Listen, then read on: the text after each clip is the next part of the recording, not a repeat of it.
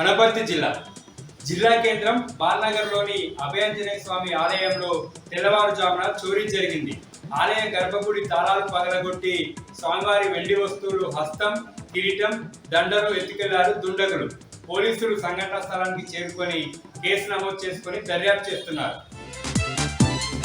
మహబూబ్ నగర్ జిల్లా జడ్చర్ల మండలం వీర్లపల్లి తాండాలో వ్యవసాయ శాఖ టాస్క్ ఫోర్స్ అధికారులు సంయుక్తంగా దాడులు నిర్వహించారు.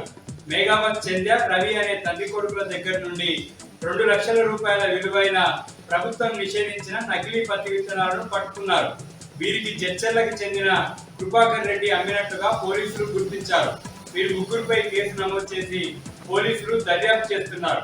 నకిలీ విత్తనాలు అమ్మడం, కొనడం చట్టరీత్యా నేరమని వ్యవసాయ అధికారులు తెలిపారు.